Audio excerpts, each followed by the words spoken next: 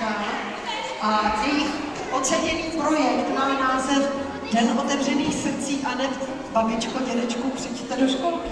Já to ještě jednou zapakuji, Den otevřených srdcí a hned babičko, dědečku, přijďte do školky. A my tady vítáme malé žabičky.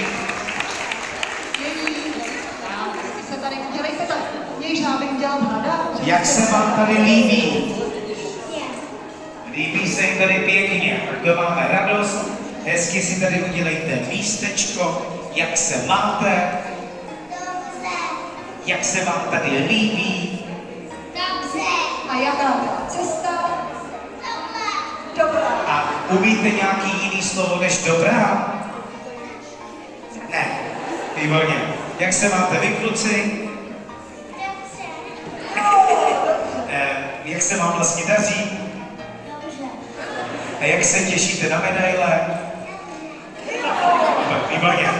A jak se máš tedy, syno? Tak. Jiřina Macková, mimochodem úžasná herečka Studia Y. A já jsem teď přemýšlel, jestli třeba si nikdy nehrála žábu. Ne, to asi ne, ale vím, že hraješ želvu. Já hraju želvu, žába je docela neznámá, to jsem taky někdy chtěla zahrát. Tak. Jsi zahrát žábu? Samozřejmě, Žabáka? já miluju žabičky. Ale jo je. Tak, a to jsou takové interní fóry, to necháme na příště.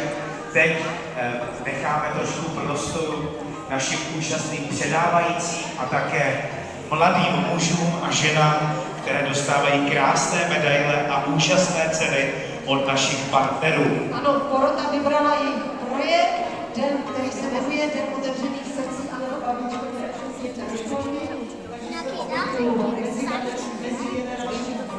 Ano, a já jenom doplním, že v těch úžasných dárkových taškách jsou dárkové poukazky Luxor, další hračky, pastelky Centrope, nádherný designový keramický hrníček, vyrobený pouze pro srdce, vstupenky na Mezinárodní banální festival, modrý křišťák, dále od malířky Lucie Ernestové a další krásné dárky.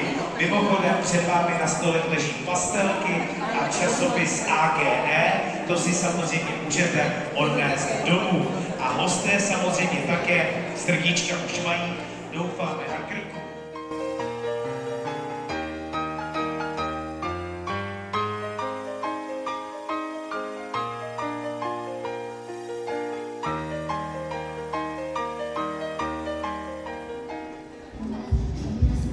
Připravíme, všichni skáčeme, to se tady ještě nestalo. A budeme si říkat naší básničku za malý okamžik. Samozřejmě nikoho nenutím z dospěláků. A pozor, všichni počítáme, jdeme na to. A jedeme. Raz, dva, 3, 4, 5, 6, 7 a repuju. A už zavoláš ty taky. Raz, dva, 3, 4, 5, 6, 7 a repuju. Zavoláš ty taky. Raz, dva, 3, 4, 5, 6 a repujeme. A raz, dva, 3, 4, 5, 6, 7 a repuju, zavoláš ty taky.